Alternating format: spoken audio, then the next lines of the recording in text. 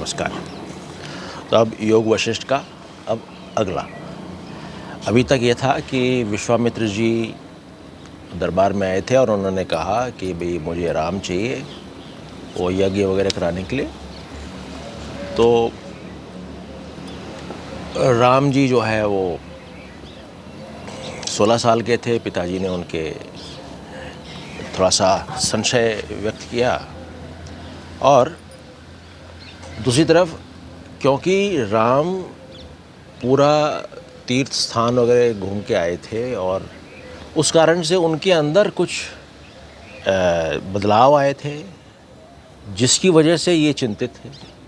तो अब सारे गुरु बैठे हैं, उनके पिताजी बैठे हैं, अब राम अंदर आते हैं और वो 16 साल का बच्चा अपने अपने विचारों से जो जैसे इस दुनिया को देखता है वो व्यक्त कर रहा है। तो राम जी शरीर के बारे में कहते हैं कि शरीर निष्क्रिय है और स्थूल है। उसकी अपनी कोई इंटेलिजेंस नहीं है, मगर वो लगता इंटेलिजेंट है। उसकी अपनी कोई इंटेलिजेंस नहीं है। कहने का मतलब है कि वो सिर्फ एक टूल है। उसको जो चीज़ चला रही है, जो उसको इंटेलिजेंट बना रही है, वो इंटेलिजेंस है, बुद्धि है। और बुद्धि शरीर नहीं है। बुद्धि को जो चला रही है वो क्या है? प्राण शक्ति है। प्राण शक्ति वो शरीर नहीं है। राइट। सो शरीर स्थूल है, निष्क्रिय है, उसकी अपनी कोई इंटेलिजेंस नहीं है, पर क्योंकि उसके पीछे से वो कॉन्शियसनेस उसको लाइट दे रही है, तो महसूस हो रहा है कि हाँ ये कर रहा है। जैसे कि कारपेंटर जब टूल चलाता है तो लगता है कि ये टूल काम कर रहा है, पर टूल काम नहीं कर रहा है, वो उसके पीछे कारपेंटर है। कारपेंटर के पीछे भी कुछ है, but we will not go into that, है ना? ओके। सो इस कारण से ये तिरस्कार योग्य है। अब ये सिर्फ एक बच्चे का विश्लेषण है, मैं उससे अग्री नहीं कर रहा हूँ कि तिरस्कार योग्य है, बट ठीक है, this is how it has been projected, everybody must think about it. और ये सिर्फ एक बोट है जो कि इस विशाल सागर रूपी संसार को पार करने के लिए दी गई है, सिर्फ एक नाव है। अच्छा,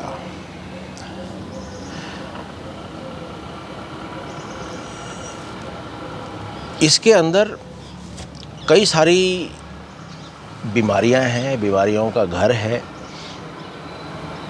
और इसमें बड़े सारे मानसिक कष्ट भी हैं। इसके अंदर कई तरह की मानसिक अवस्थाएं हैं और मानसिक विकृतियां हैं। सो ये वो शरीर उनका धारक है।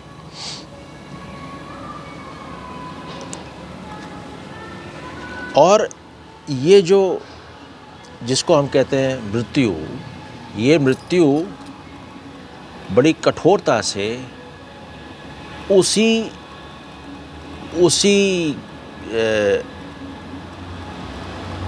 इनड्वेलर को, इनड्वेलर मतलब अंदर रहने वाले को, जो कि उसको अभी तक गाइड करता आया है, जो कि उसको अभी तक इंटेलिजेंट दिखाता आया है, उसी को वो छोड़ जाती है।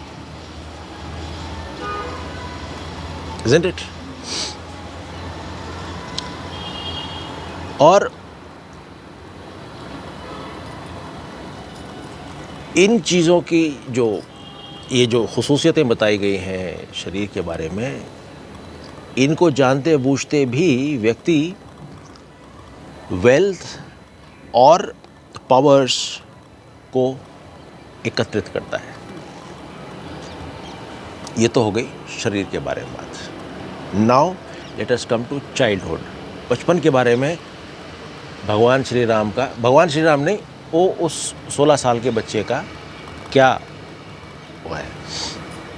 वो कहते हैं, असहाय, लाचार, अशुभ प्रसंग, तीव्र तीव्र लालसा, अभिव्यक्ति ना कर पाना, नासमझी, विनोद प्रिय होना और शक्ति और कौशल का अभाव होना, आसक्त होना, ये सब चीज़ें हैं जो कि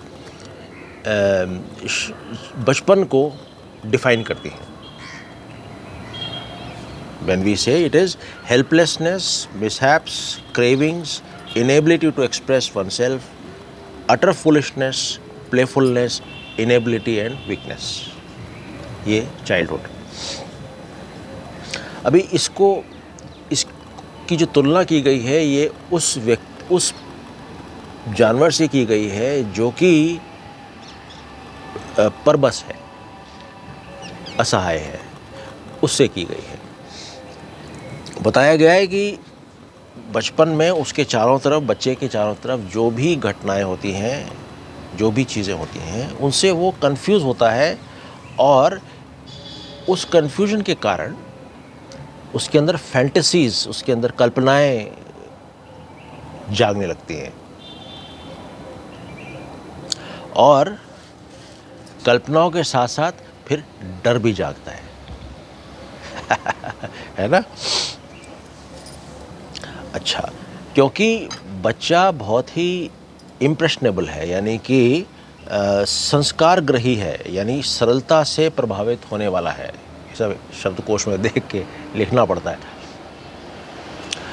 क्योंकि वो संस्कार ग्रही है, इम्प्रेशनेबल है, संस्कार ग्रही है, इम्प्रेशनेबल है। इसीलिए उसके ऊपर जो है काफ़ी सारे कंट्रोल्स और पनिशमेंट्स किए जाते हैं अपने ही माता पिता द्वारा। और ये जो समय है वो है सब्जुगेशन का, यानी कि दमन और वशीकरण का स्टेज है ये। देखिए कितना सही विश्लेषण किया हुआ है, और सब लोग इस चीज़ को सुन के अपने से को रिलेट कर सकते हैं, क्योंकि ये एक्सपीरियंसेस हैं, उनके भी रहे होंगे जो अभी सुन रहे हैं, और राम भगवान के तो रह ही रहे हैं, तभी वो बोल रहे हैं अभी बच्चा दिखता है बड़ा मासूम, इनोसेंट, मगर उस बच्चे के अंदर कई प्रकार के अवगुण हैं, कई प्रकार की दुष्ट प्रवृत्तियां हैं और भावनात्मक अस्थिरताएं हैं। मगर वो इस वक्त छुपी हुई है, ठीक वैसे जैसे दिन के समय में उल्लू छुपा होता है। उल्लू कहाँ दिखता है दिन में? इसके अंदर योग वशिष्ठ में उपमाएं बड़ी अच्छी दी गई है, जिससे कि हम अच्छी तरह समझ पाए। इस अवस्था में बच्चे का जो मन होता है बहुत ही ज़्यादा रेस्टलेस होता है, बेचैन होता है, और उस बेचैनी को दूर करने के लिए उसको नित्य कुछ नया चाहिए। किसको चाहिए? माइंड को चाहिए, पर नाम होता है बच्चे का, आरोपण और बच्चे को, उसको नित्य कुछ नया चाहिए। अब उसको बहलाने के लिए माता पिता बोलते हैं तेरे को ये दे दूंगा, तेरे को वो दे दूंगा। आजकल तो माता पिता मोबाइल दे देते हैं। तो यहाँ से क्या होता है, बच्चे की जो वर्ल्डली ऑब्जेक्ट्स हैं, भौतिक जो वस्तुएं हैं, उनके प्रति उसका अट्रैक्शन बढ़ता है। और फिर क्योंकि माता पिता बहुत कुछ बोल देते हैं और पूरा कर पाते नहीं हैं, तो वहाँ से उसको डिल्यूजन यानी भ्रम पैदा होता है। तो ये जो स्थिति है बच्चे की, इसमें कुछ ख़ास चीज़ें हैं, दमनकारी है। मतलब दमन होता है, और इस स्टेज में वो एक असहाय होता है, और यहाँ पे उसकी भ्रम भी पैदा होगा, इच्छाएं भी पैदा होंगी, और कल्पनाएं भी पैदा होंगी, और डर भी पैदा होंगे। देखिए, ये चीज़ें हैं जो इस स्टेज में होंगी। अभी ये चीज़ें पूरी नहीं हो रही हैं, बच्चा उस हालत में है ही नहीं कि वो उन चीज़ों को एड्रेस कर पाए, तो यही चीज़ें लेकर के वो अब यूथ में जाता है, जवानी में जाता है। तो जवानी के बारे में राम जी का कहना है कि जैसे ही वो इस स्थिति में यूथ में आता है तो पिछला वो साथ लेके आता है, और कई सारे जो बदलाव जो होने हैं वो उसके कष्ट का कारण बनते हैं, और ये कष्ट और मल्टीप्लाई होता है उसकी, यानी कि उस यंग व्यक्ति की जो लाइफ है वो एंग्जाइटी और डिज़ायर यानी चिंता और इच्छा से ग्रसित रहती है। अभी देखिएगा, पहले का भी बोझ है, अभी चिंताएं और इच्छाएं और आ गई। अब क्या हो रहा है, उसका शरीर भी जो है सशक्त हो रहा है, शरीर भी सशक्त हो रहा है, माइंड भी सशक्त हो रहा है। अब शरीर से क्या हो रहा है, यूथ जो है वो ट्रांजिएंट है, यानी कि अस्थाई है, बहुत कम समय के लिए होती है जवानी, ठीक है ना। और इसी कारण से इसके जो सुख हैं वो तुरंत जो है वो अल्पकालीन जो सुख होते हैं, क्योंकि अभी इच्छाएं भी हैं, सब कुछ है और सशक्त भी है, तो वो शरीर अब उनको अल्पकालीन इच्छाओं को पूरा करने के लिए दीर्घकालीन समस्याएं इस वक्त मोल लेता है। These are to be understood very well। तो कई तरह की जो बुराइयां हैं वो उसमें आ जाती हैं, और उस कारण से उसकी जो अच्छाइयां हैं वो दब जाती हैं, यानी दबी हुई प्रतीत होती हैं, मैनिफेस्ट नहीं हो पाती ऊपर। और इसी कारण से ईविल यानी कि दुष्टता को, दुष्कर्म को प्रमोट किया जाता है। अब यूथ के अंदर जरूरी नहीं है कि सारी की सारी इच्छाएं उसकी पूरी हो जाएं, सारी कल्पनाएं, इच्छाएं जरूरी नहीं है। तो इस कारण से और डिल्यूजन पैदा होता है, यानी और भ्रम पैदा होता है। जो बचपन में भी हुआ था अब और भ्रम पैदा हो जाता है, और अटैचमेंट भी यही पैदा होता है। अटैचमेंट उनके प्रति जो उसको सुख दे रहे हैं, अल्पकालीन सुख दे रहे हैं, दीर्घकालीन में समस्या देंगे पर अल्पकालीन सुख दे रहे हैं। हम दीर्घकालीन समस्या क्यों कह रहे हैं? हम इसलिए कह रहे हैं क्योंकि जितनी भी इस स्टेज में अपनी इच्छाओं की पूर्ति के लिए जितनी भी कदम उठाएगा वो किसी न किसी बाहरी ऑब्जेक्ट के ऊपर आधारित है। उस कारण से वो दीर्घकालीन समस्याएं बनेंगे। हम देखेंगे जब बुढ़ापे में जाते हैं तो वी विल सी दैट। अच्छा, और यही जो अल्पकालीन सुख हैं ये शरीर को तो बड़े प्रिय लगेंगे, शरीर के लिए अच्छे हैं, प्लेजर गिविंग है, पर माइंड के लिए डिस्ट्रक्टिव है। इसीलिए हम बात करते हैं अपने प्रोग्राम्स में वो यही करते हैं कि अपनी लाइब्रेरी ही बदलो। लाइब्रेरी बदलने की बात इसी कारण से होती है, माइंड को लाइब्रेरी कहा जा रहा है। तो so this is how it is. Youth एक मिराज ऑफ हैप्पीनेस है, मतलब मृग तृष्णा है जो डेजर्ट्स के अंदर दिखती है ना, वो पानी दिखता है दूर, और उस मृग तृष्णा को, उस खुशी को पाने के लिए जैसे ही वो जाता है, जैसे जैसे जाता रहता है, वैसे वैसे वो दुखों के कुएं में घुसता रहता है।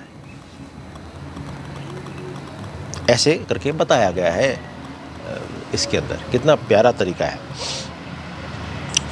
जैसे जैसे यूथ जाने को होती है, वैसे वैसे ये जो आवेग हैं, पैशंस हैं, जो कि जवानी में पैदा हुए हैं, ये और तेजी से अपने आप को प्रकट करने लगते हैं और फलित होने लगते हैं, और उस कारण से उसका अंत भी और उतना ही पास आता जाता है। नहीं होता है जैसे रिटायरमेंट से पहले आदमी कहता है यार मैं राजा तो बना हुआ हूँ, चलो यार LTC भी काट लेता हूँ, चलो ये भी कर लेता हूँ, वो भी कर लेता हूँ, सारी इच्छाएं पूरी करता हूँ, है ना, सब जगह जाके हाँ, सब हम सब ने किया हुआ है, इसमें कोई बड़ी बात थोड़ा ही है। तो सब करते हैं, और बट जितना ज़्यादा उसके पास होते हैं, जैसे बुझता दिया तेज लौ देता है, वही चीज़ है, और जितनी तेज लौ देगा उतनी ही जल्दी वो बत्ती जलेगी। This is how it is. सो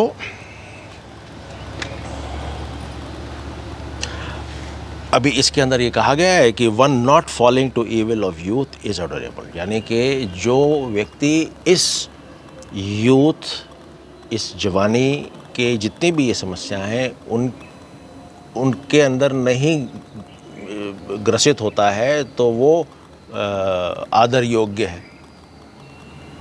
मगर सोचने की बात यह है, अगर यूथ में वो सब चीज़ें ना हो तो वो यूथ नहीं, और तुरंत जो है उसको उसके ही माता पिता कहाँ साइकोलॉजिस्ट के पास ले ये थोड़ा सा गड़बड़ है। But this is a way of expression. अभी अब बुढ़ापा हम कल देखें या आज? बुढ़ापा कल देखते हैं। बुढ़ापा जल्दी क्यों देखना? जल्दी क्यों देखना, आज जवानी तक देखते हैं, राइट। बुढ़ापा हम कल देखेंगे। बड़ी अच्छी तरीके से इसका विश्लेषण किया गया है, नहीं किया गया? और जवानी वही है जो अपन ने कल परसों बात की थी ना, वो आदमी लटका हुआ है रस्सी पकड़ के, नीचे मगरमच्छ यानी डेथ, यमराज खड़ा हुआ है, मुंह खोल के मगरमच्छ है, वेट कर रहा है। ऊपर वो ये देख रहा है कि ऊपर जो दो चूहे हैं दिन और रात के, वो उस रस्सी को काट रहे हैं, मगर उन दोनों मगरमच्छ और चूहों के प्रति वो इतना ध्यान नहीं दे पा रहा है। क्यों? क्योंकि उसको ऊपर से शहद गिर रहा है मधुमक्खी के छत्ते से। So this is youth. Thank you.